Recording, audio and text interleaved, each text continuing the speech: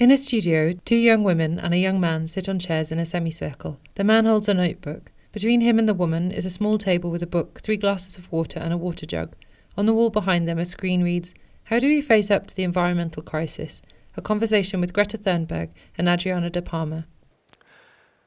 Hello, and welcome to this conversation at the Natural History Museum. The man glances at his notebook as he speaks. Caption reads, Khalil Thirlaway, Science Communicator. I'm Khalil Thirlaway.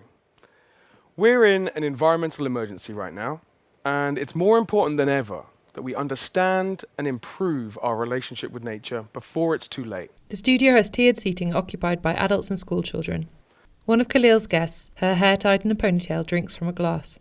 To help spread that understanding, environmental activist and campaigner for climate and social justice, Greta Thunberg, He gestures towards the woman with the ponytail. has been putting together the Climate Book, He points at the book on the table.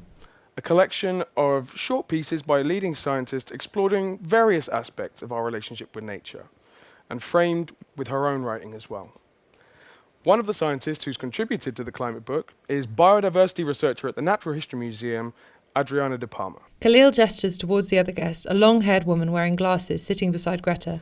Today, we're going to have a conversation about an issue that often gets sidelined in conversations about the environment, and that's the importance of biodiversity to the viability of our world, and the threats to it, and what we can do to fight to protect it. So, to start us off, Adriana, biodiversity is a term that gets bandied around quite a bit, but what is biodiversity and why is it important?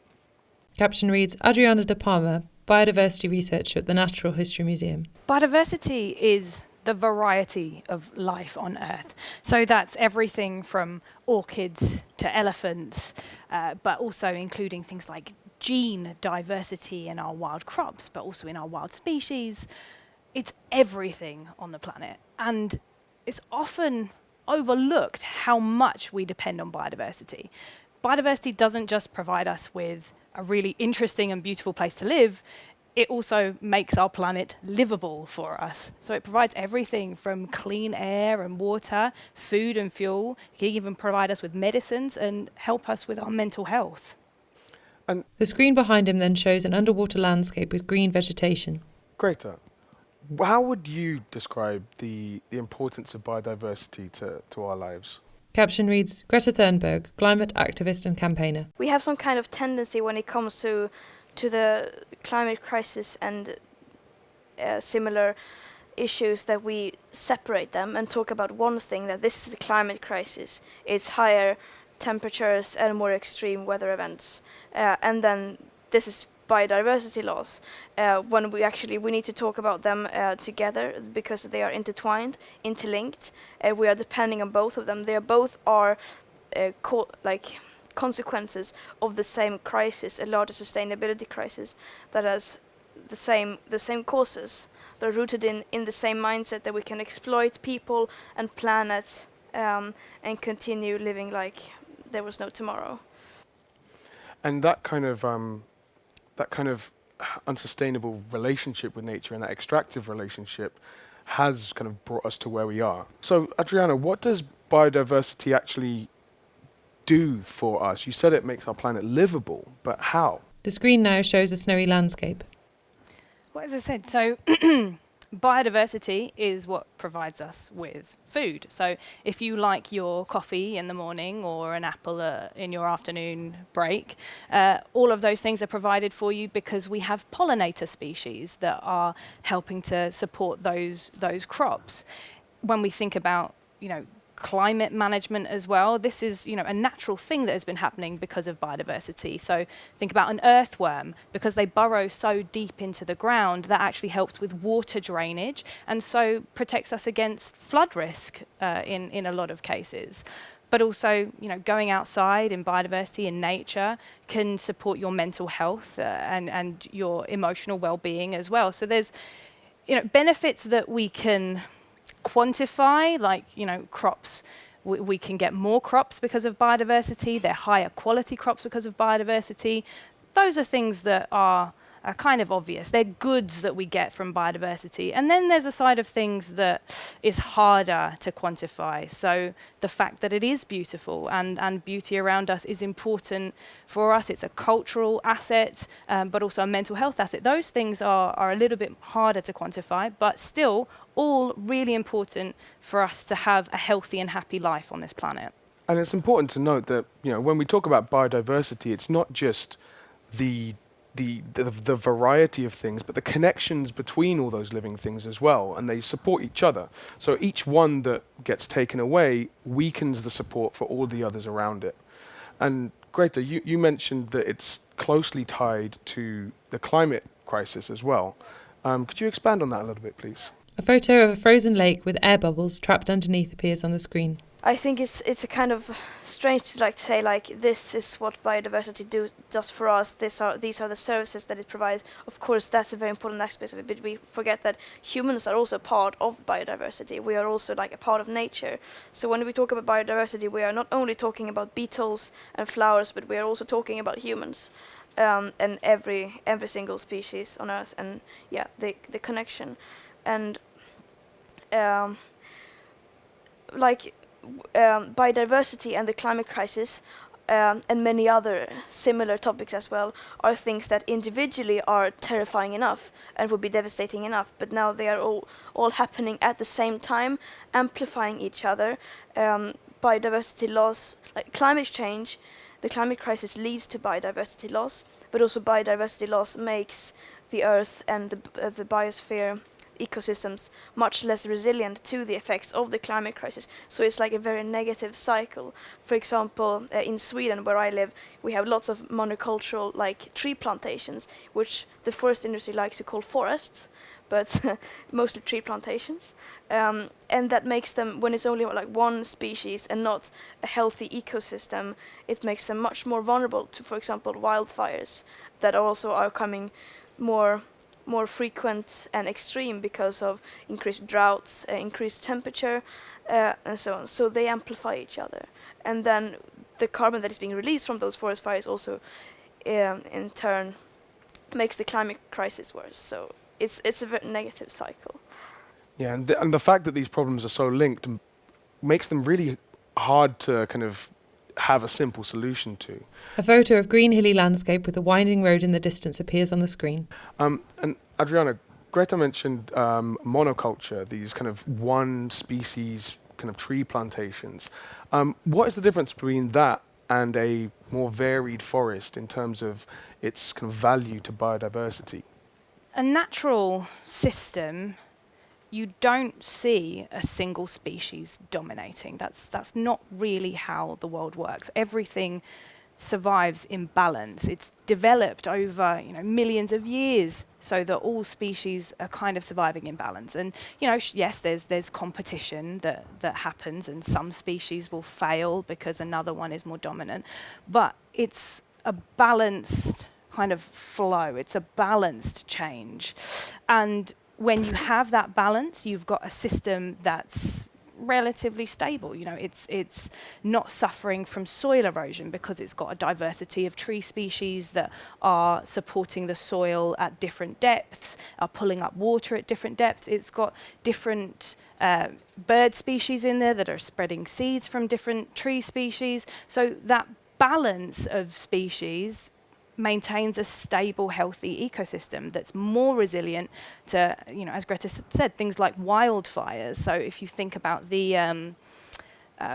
wildfires in Portugal that have been growing steadily worse, a lot of that is because the native natural forests that are really resistant to fires have been exchanged for eucalyptus plantations, which are really important for bringing in money for the local economy, but they're essentially tinder. So as soon as there's a small spark, they all go up in flame, and they haven't got that natural resistant built in anymore.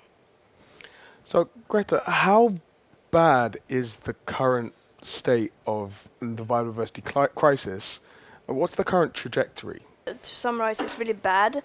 I think Yep. I think you have more mandate to speak about that than I do, though. Adriana. How bad is the climate and biodiversity crisis? Yes. Other than just bad. I mean, I'm going to say it in a different way, which is we're in a planetary emergency. It is bad. We are in a state of crisis, both in terms of biodiversity and climate change. So our environment is suffering because we're pushing it to the brink. We push and push and push. And we don't really know where that cliff edge is. We just know that we're heading towards it at a dangerous pace. And what is that cliff edge? Well, essentially, when we drop off that cliff, we haven't got a livable planet anymore. So eventually, as you lose biodiversity, when you lose enough of it, it will no longer provide us with crops. It's no longer going to be able to clean the air quickly enough to remove all the pollution that we're pumping into it. Our water supplies will struggle to self-regulate and clean. So when we go off that cliff, I mean, the planet will be fine. It's just that it will be not livable for us anymore, and not livable for many of the species that survive with us now. Yeah, an image that is often used to describe the kind of the livable ecosystem is like a Jenga tower or a house made of bricks. You can take out a certain number of bricks and it'll kind of still stand up, but you take out one too many and the entire thing falls down. Yeah. I mean, another analogy is musical chairs. Basically, you've taken out the chairs, but the music hasn't stopped. So we don't actually know how close we are to that cliff. Yeah.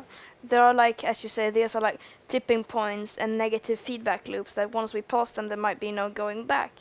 And because the planet loses its abilities, like sustain life on Earth as we know it, and as you say, the planet will be fine because it's just the current ecosystems that will suffer, including us, because our life supporting systems are what is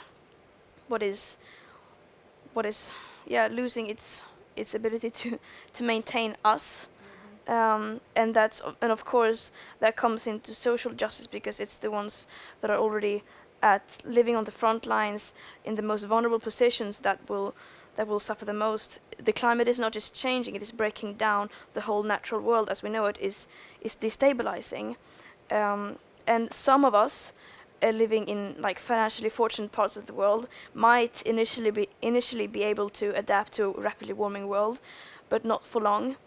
And that's also where this aspect of inequality comes in. Yeah. So where does the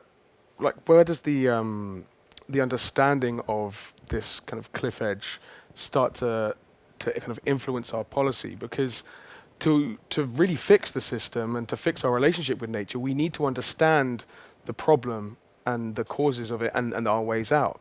So, Adriana, you mentioned that we don't really know, we don't really fully understand the cliff edge. How much do we know, and how are we finding out? So there are lots and lots of different ways to measure biodiversity. But one of the ways is a measure that we've been developing at the Natural History Museum, and it has been suggested that if we fall below 90% of naturally occurring species abundance, so below 90% of nature's health, I suppose you can say, then we start to really risk no longer being able to pull out the services and benefits that we need from nature. So below 90%, and our systems are so degraded that they're not going to support us in the way that we need and we're used to.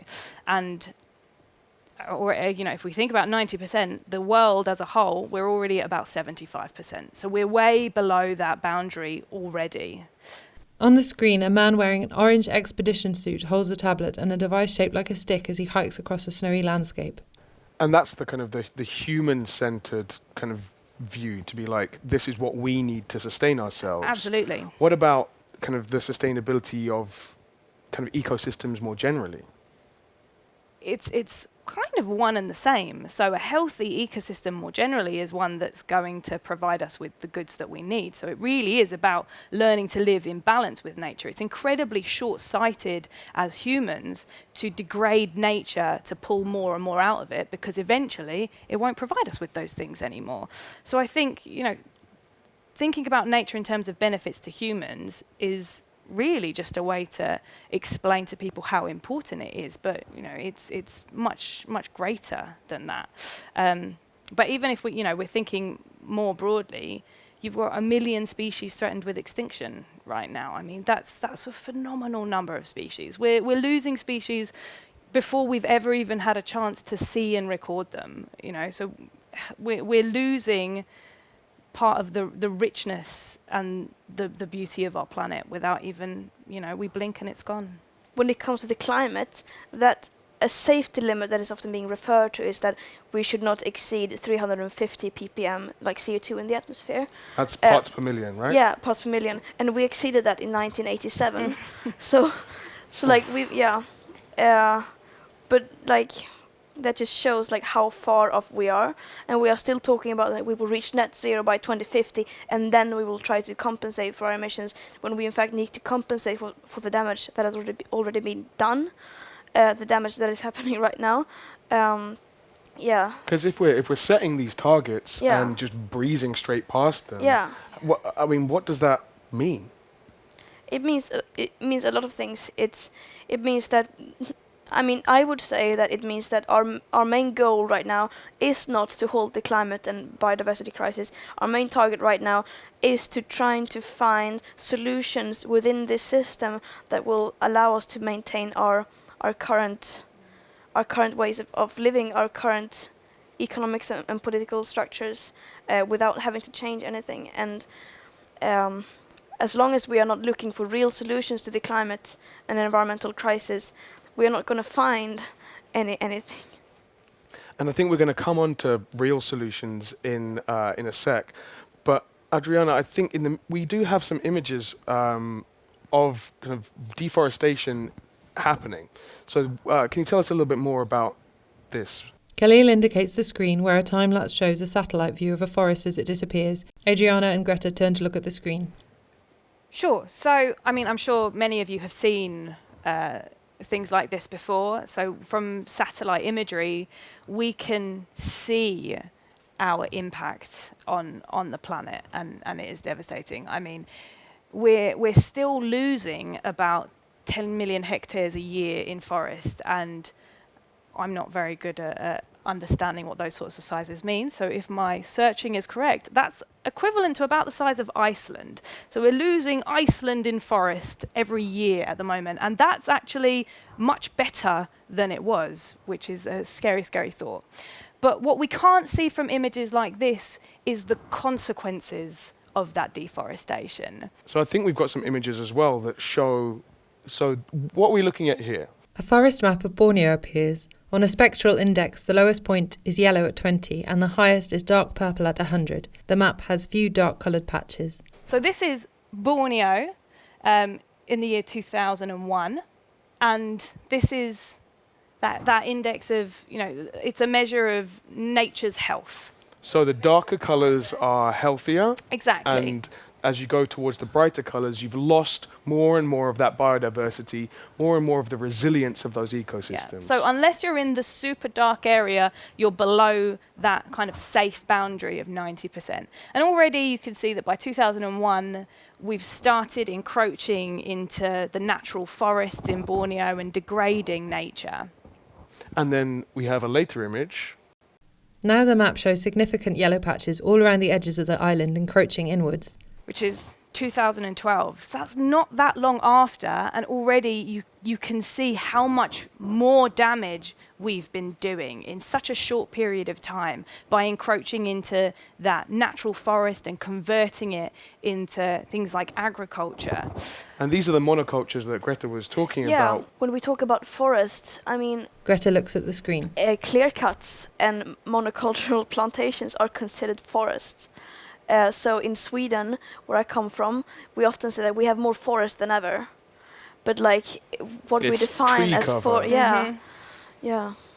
So a lot of this space would, I guess, be palm oil plantations. It's often, yeah, which can be very, very damaging. So when people think too narrowly about net zero, they often think, well, you know, we can just plant loads of biofuel plantation, and you know that will suck in CO2 and reduce our reliance on fossil fuels. And to a certain extent, that is true. But if you've got these monoculture biofuel plantations, that's not as productive for our sustainability goals as protecting natural forests. You know, if you remove a natural forest to plant biofuel plantations, that's one of the most damaging things that we can do for the environment. And long term, it's probably not that great for the climate crisis either.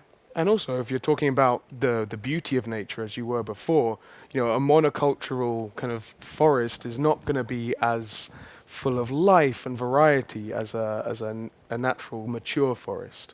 A photo of a large industrial port appears on the screen. I know you started talking earlier about kind of real solutions. So what are some of the large kind of system scale goals or solutions that we could work towards to help prevent further extinction, further loss of biodiversity? These things that we're talking about are so big that people often get discouraged, like there's nothing I can do, because there are two sides to it. Either we say that it's all up to the individual, we need to eat less meat, we need to use less plastic, and of course that might be good, but we lose the sense of we need a fundamental system change. By the year 2030, the UN predicts that we will produce more than twice the amount of fossil fuels that would be consistent with the 1.5 degree target. And so if we are to stay below that target, that means we have to tear up and abandon valid deals and contracts. That's not possible within today's system. So objectively, this is science, the way of telling us that we need a system change. But then, of course, there are many things that we can do. We can't just sit back and say, well, we need a system change, so it doesn't matter what I do. Individual action and systemic action go hand in hand. And by individual action, I mean more like become activists, take it to the streets, and push for these systematic changes that we need. And of course, there are many things that we can do while we'll try to bring about that change. Like, for example, invest in science and technology, but also make changes that are, like, for example, expand renewable energy, divest from fossil fuels completely, and things like that. The screen shows people carrying large containers on their heads. A herd of cattle is behind them. But if those are the actions we need to take, what do you see as some of the barriers between us and actually taking those actions? Because, you know, we've been talking about the importance of those changes for quite a while, and we haven't seen a huge amount of kind of real meaningful action towards it at a kind of international level. I mean, you can see it in many different ways. We could say that, well, we haven't got enough technology to solve this by itself. You could also see it as we have had lobbyists, politicians who have actively tried to prevent this from happening, think tanks, and people who have been trying to distract, delay, and deny what's happening, but also the changes that are needed. And of course, it's very hard to improve or turn things around when we are playing defense, when we are trying to. This is the fight for the natural world is limited to like a desperate struggle to avoid a complete disaster. We are fighting against those who are trying to destroy the world, instead of. I mean, imagine if we could spend that energy, give the platform to those who actually have solutions. For example, indigenous peoples, the ones that are mostly affected. Imagine what we could do then if we aren't spending all our time trying to fight greedy politicians and lobbyists for survival. Yeah. Adriana, have you got something to add about that?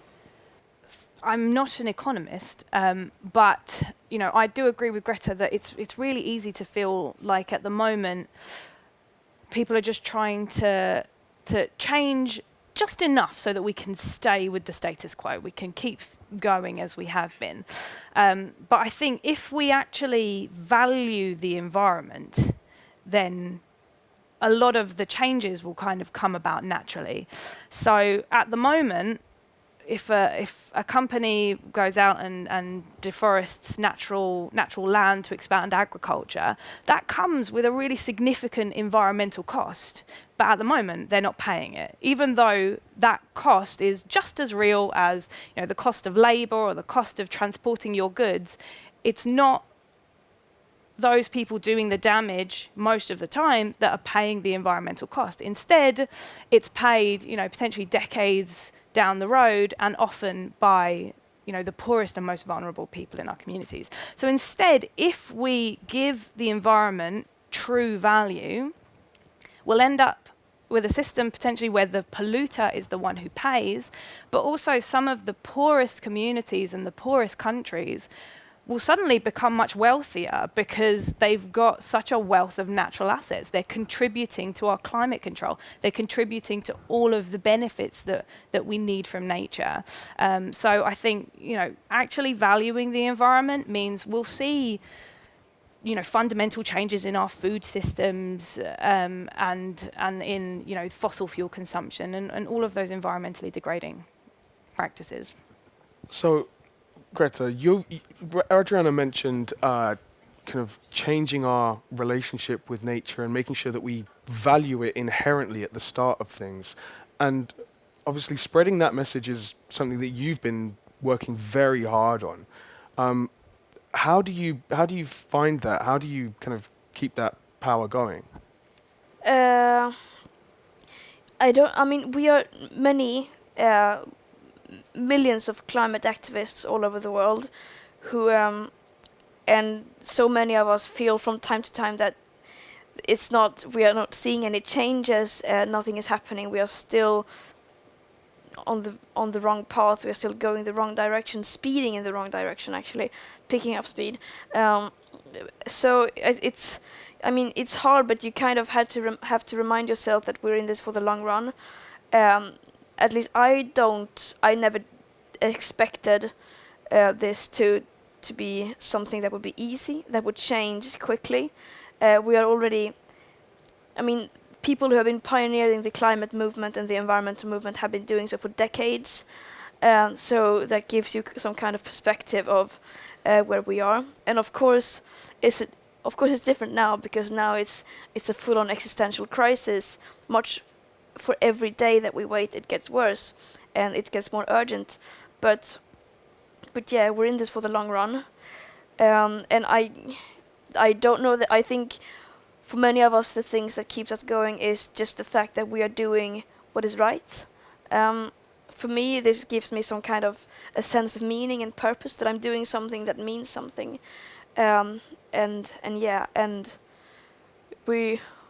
The climate movement is a global movement with many people, and we know that we have each other, and we're in this together. On the screen, a protester's sign reads, "You decide."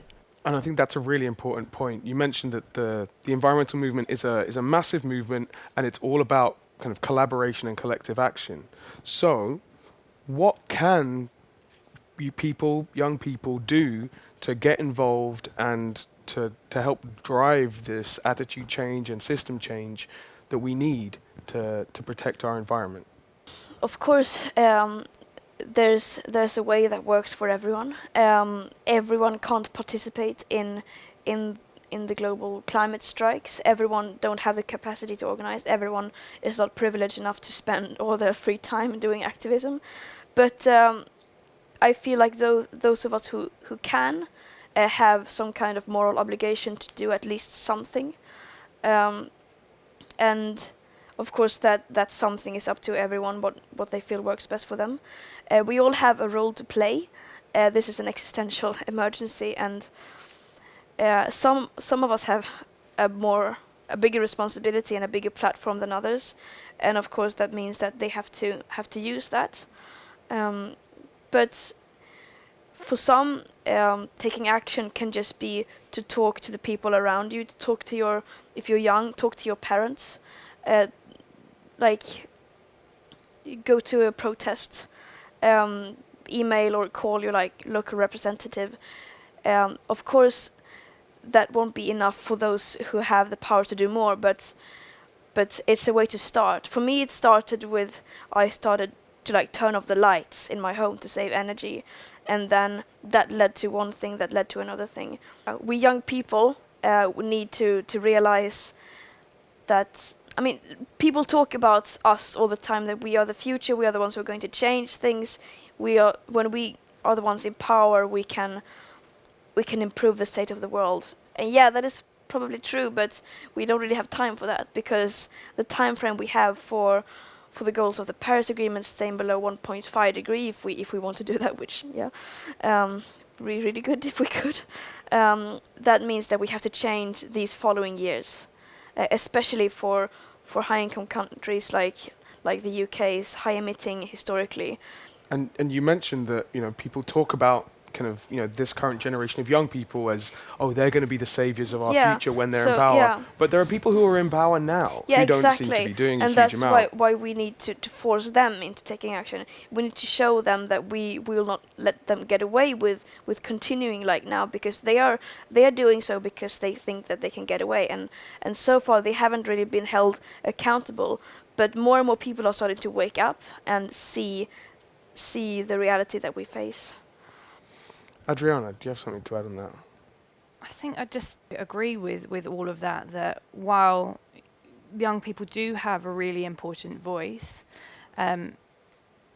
really we need to push the people in power and, you know, large companies to think more long term about environmental sustainability, and, you know, convince them that actually if you want to be economically sustainable in the long term, protecting the environment is a good way to do that. And, you know, there are individual actions that people can take. I mean, when you've got a third of food wasted and, you know, 1 in 9 people being undernourished, you know, just not wasting is a hugely important initial step. But, you know, I'm wary of putting too much pressure on young people, because already we're seeing, you know, eco-anxiety levels rising in the population. So yes, there are definitely things you can do, but it's not all on you. So don't, you know, take all of that burden onto your shoulders. But as from a scientific perspective, what I'd love is actually to hear from more young people about what questions they think are important, because often, you know, as scientists, we come up with questions we think are interesting and think are important, and then we do the science and we try and, you know, publicize that. But, you know, maybe we're not asking the right questions. And so as, you know, young people living in this society in this age, it would be really valuable to hear their opinions. Well, I think that's an excellent time to actually start asking some of these young people their opinions and questions, because, you know, we've talked about a long time about how, you know, a lot of pressure is put on individuals and the younger generation to make those changes. But actually, you know, we've realized that it is much more of a system change that's needed, and it's people power and it's individual action and collective action and community action that can help drive the demand for that. So, at this point, be a good time to open up to any questions from our audience. I think we have a question up there. Khalil motions to a member of the audience. Hello. Yeah, I think, like you mentioned earlier, a lot of people feel really anxious about the climate crisis. A young woman with dark hair styled into a bun speaks into a microphone that she holds. And I think it doesn't matter if you're young or old or whatever age you are and you want to get involved, sometimes you can feel like you're not entitled or you don't know enough about environmentalism or about biodiversity to actually get involved. So I guess my question is, what tip would you give to anyone who wants to get involved in activism but doesn't feel like they have a voice? Greta? I think that's a very common feeling that many young people have. I definitely felt like that, and I know so many others who also felt like that. Because there's nothing simple you can do. It's not like donate to this and you save the world. Also, many think that it's too late. There are already people doing this and I can't contribute with anything. But the fact remains that if you were to join today, you would still be one of the pioneers, because there are so relatively few doing this compared to how many would be needed. of course, I'm a bit biased when I say that you can join Fridays for Future, but that's a great step. Members of the audience smile, along with the guest speakers and Khalil. So, like Fridays for Future as a movement is, really kind of gained a lot of momentum. Did you ever think that it would get so big? No, never. Of course not.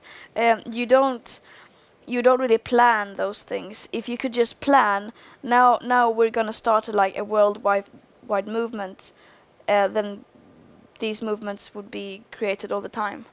I don't know. I guess it was just the right thing to do, the right timing. Yeah, you can't predict those kinds of things. It just spiraled out of control, and then, and yeah, people saw their opportunity to get their voice heard, and local chapters started emerging. It was insane, and to see the ability that young people have to organize when they actually are passionate about something. Yeah, it's great to see people expressing their voice and using their voice for good. Adriana?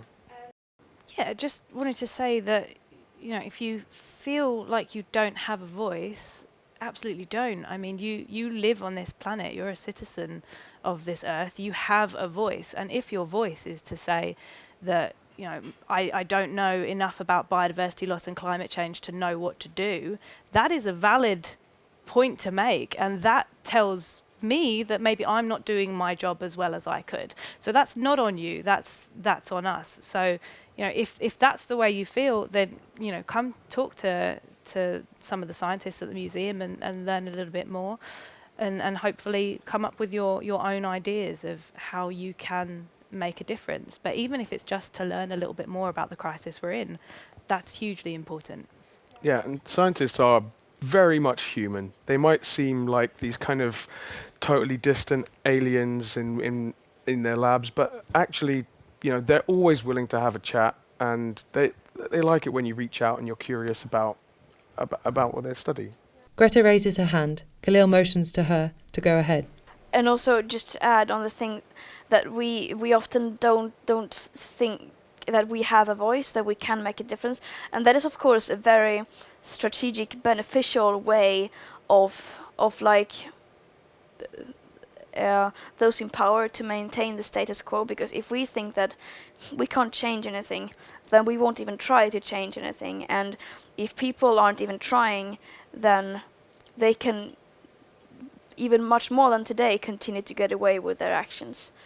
So yeah, and then they will stay in power, and yeah, so change begins with believing you can make a change. Yeah, I mean, seeing the potential in people power. The young woman in the audience. Thank you very much. I think we have another question down there. A young woman with long dark hair has the microphone. Hello, I would like to thank you for all your activism that you've done, firstly. But my question would be about protests and how the media sometimes puts it across that it's even damaging to protest, and what advice you give to young people who want to do that. I mean, of course, if I understood your question correctly, protests can be there can be protests in many different forms. And of course, there are people who think that if the protests are not disruptive, they are doing more harm than good. But of course, we can't. Everyone is not privileged enough to risk that kind of things. So, and of course, most of us are still just teenagers and children, and then school strikes have been a way to both be disruptive, but also not risk our security for some of us. I know many people who are striking and protesting in parts of the world where it's literally illegal, and they some people risk their freedom, some people risk their citizenship. Well, I think the question raises an interesting question about kind of the dialogue and the narrative and the discourse, the conversations around protesting and activism, because whenever there are big protests and actions, you see a lot of debate backwards and forwards about whether it's productive or whether it's just a nuisance or anything like that. So how do you feel about how those conversations are had around ecological activism? I mean, ecological activism, of course, has many forms. Some are more disruptive than others. I do think that as long as it doesn't harm anyone, or as long as it doesn't do more harm than good, it's very needed, because we need to sort of zoom out and look at it in a bit of perspective.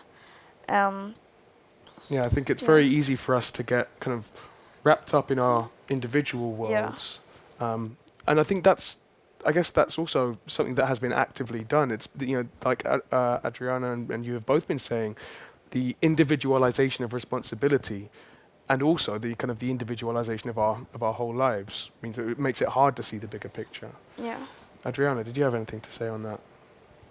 Only that I'd say that there are many different ways to protest, and some might seem really small, like buying one product over another from one company versus another, but they're just as important. So putting or convincing your parents or whoever it is, if we're in a privileged position to basically put our money where we want it to be, then that's something that we should do as well. So not just don't overlook the smaller silent protests as well. Power comes in many forms. Got a question up there? Khalil motions to another member of the audience. A boy in school uniform receives the microphone. Hi. So let's say we get out of this crisis and we manage to get to a happy world in a way. Who and how do you think we should hold people accountable for it? Because at the end of the day, we can look at these big corporations and they must they must cause so much of the problem compared to just individuals. Surely we should hold them accountable, but how would you do that, and who? Do we start putting politicians in prison for not putting in the right policies, or because technically haven't done anything illegal? How do you suggest we do that? So, bigger question of justice. Whether it's climate justice between developing and less developed nations, or actually holding people and organizations accountable for the damage that has been done to our communal world. What do you think about that?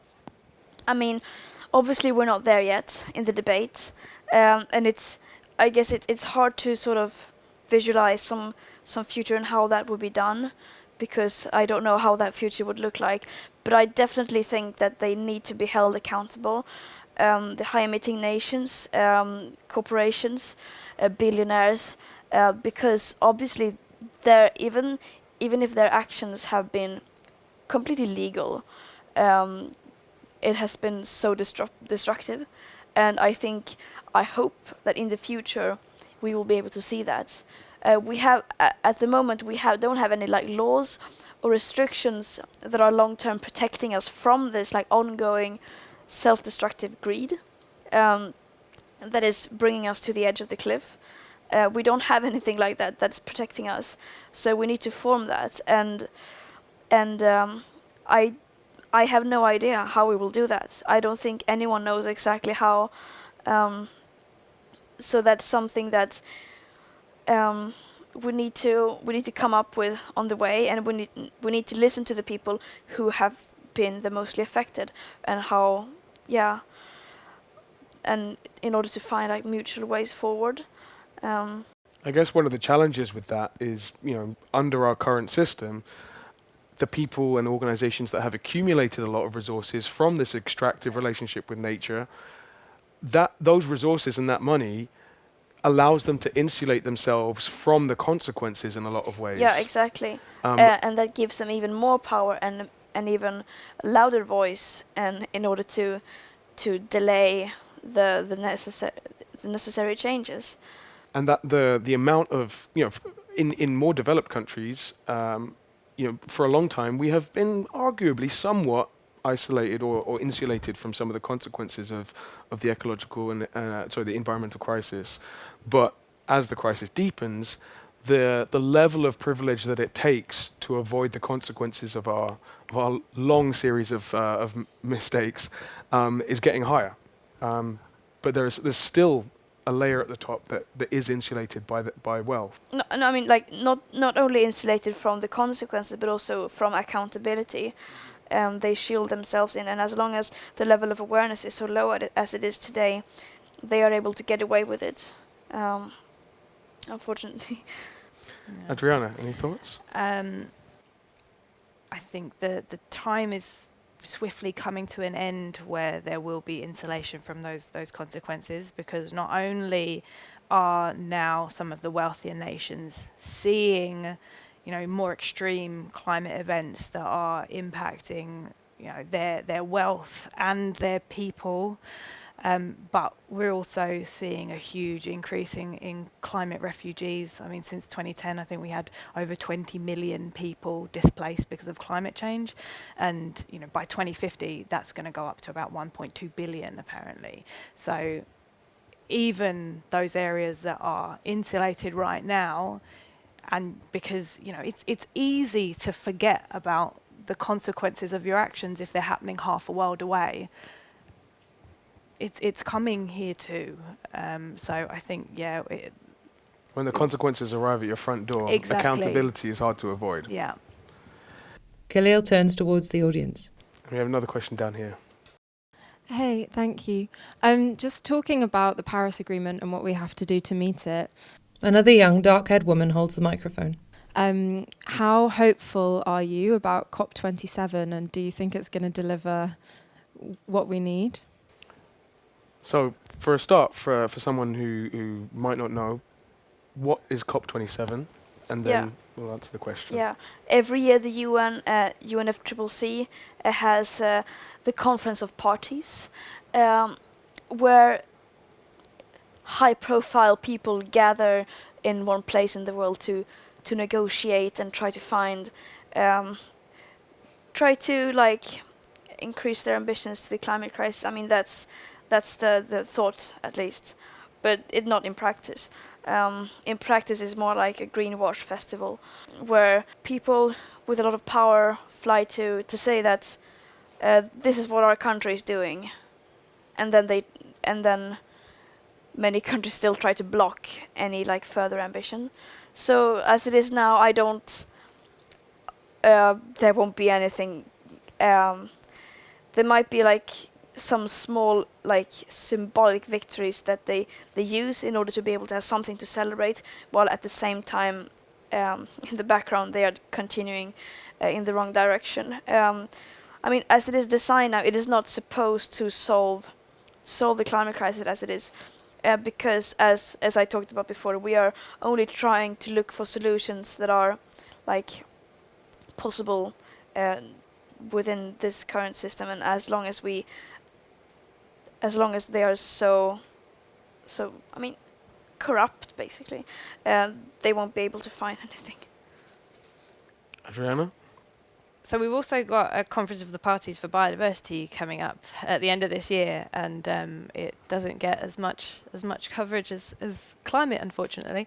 And I still don't really understand why we have two separate COPs, because they are so interlinked. That I feel like we should, it should be kind of a planetary COP or something. Half as many flights. Yeah, exactly. You joke, but it is true. So yeah, my concern is that the way that the system works now is that we gather for COP and say what our targets are, but there's no real scrutiny of how we're ever going to meet those targets. There's no requirement to actually have a plan, like a true plan in place to meet those targets when these announcements are made. So I'd like to see this be more of a process that happens over time. And I'm really hoping that at the next COP they have much greater visibility and true representation from people from frontline communities, because they did in Glasgow a bit, but we could be much better at that, because it does I mean, talking about kind of eco-anxiety, frontline communities, even the way we talk about it is that they're at the front line of a war, and at the moment they're kind of fighting that battle all on their own. So I'd like to see more of that. But honestly, I think I'm starting to see more interest from companies, because they're really starting to see that, if there's a big drought, or the biodiversity is lost in their area, their entire supply chains can collapse. So they're starting to see that it makes economic sense to protect the environment. Yeah, if we have, like, as you say, we need more representation. If we have bigger representation from fossil fuel companies than communities on the front lines, that basically says it all about what we prioritize in these conferences. Yeah, but of course that doesn't mean that we should just give up. I mean, the COPs are a great opportunity to mobilize people and to bring awareness to the fact that we are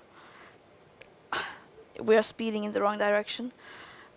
So, yeah, we don't have any high expectations, but we can still try to do everything in our power to push in the right direction. Yeah, I mean, at the very least, we'll get some nice targets to breeze past. Yes. I'm going to try and remain a little bit optimistic, Khalil. So we've got a couple more questions up there, I believe. Khalil indicates a spectator on the left. A girl in a school uniform has the microphone. Do you think there might be an issue with power abuse within governments or authorities, and that this may be a reason why they're getting away with not having really pushed as much with solving the environmental crisis? I mean, I meet people like very, very often who work within these kinds of institutions who say that they want to push for more, but they are unable to. Also within media, journalists who want to write about this but are not really allowed because of their rules or their editors. Of course, we cannot blame every single individual who works within these sectors, because there are obviously many who are trying. But yeah, that could definitely be a big reason. Adriana, you staying out of this one? Yeah, I'm sure that it is a problem in many places. I couldn't really speak about that, but I also think in general, a lot of governments aren't really set up to deal with these kind of big issues. I mean, if you think about it, often you have people creating policy for urban areas, and people creating policy for food and environment, and people creating policy for climate, and people for business, when in fact all of these things are so intertwined that trying to split up the way we develop policies just makes it inherently difficult as well. Oh, entrenched power, hard to shift. Khalil strokes his chin. Yeah, and also Greta looks towards Khalil, who motions to her to continue. many use the excuse that we don't really have the public support for this. When every opportunity they get to talk about this, they lie and say that we're doing this, we are investing more in renewable energy, we're moving in the right direction. How do they expect to have support for any significant actions if they are lying straight to our faces and try to convey the message that everything is all right, we can fall back asleep? So I've been given permission by the powers that be for one more question. I remember Khalil looks around, struggling to remember. there was a hand up near the back. He gestures towards a spectator. We'll go with you. He points at someone else. I'm really sorry. Hello.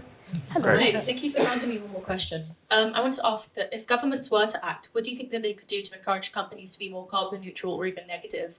And what do you think that this would look like in practice? Would it be taxing companies for not doing sustainable practices or something else?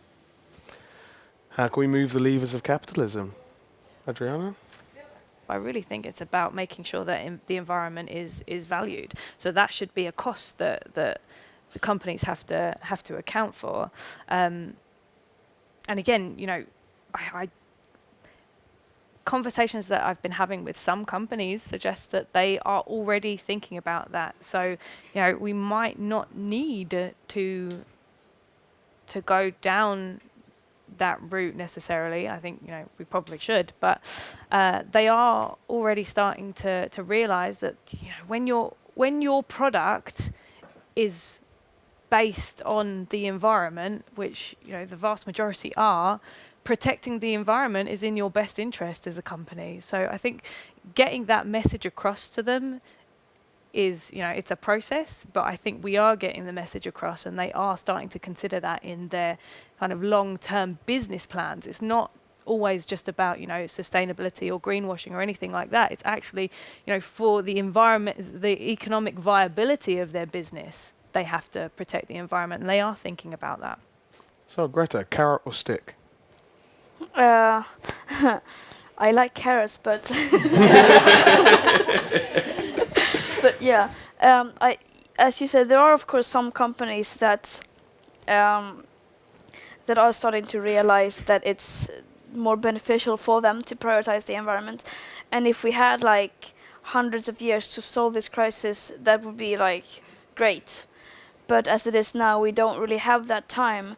So I think we need more than that.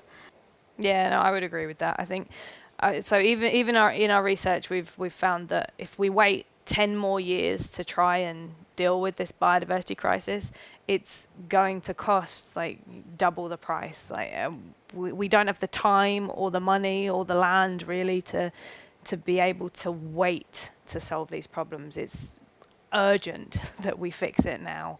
So carrots are nice, but urgency requires that it might have to be carrot and stick. Yeah. Great. So I think that's a great place to leave it. Thank you so much for being here with us. And as we said, it's really important that we continue these conversations as widely as possible in public and in private, and do the work that's required to stand up for the planet and everything on it. And thank you so much to Greta Thunberg and Adriana De Palma as well. Greta and Adriana Thank clap you. as well. Credits appear on the black rectangle on the left-hand side over a background with multicoloured lines. Film NHM Studios. Host Khalil Thirlaway. Panel Adriana De Palma, Greta Thunberg, in association with Penguin Random House. On the right-hand side, the words Natural History Museum are displayed in a column flanked by a large letter N on the left. Text at the bottom reads, "Copyright owned by the trustees of the Natural History Museum, London."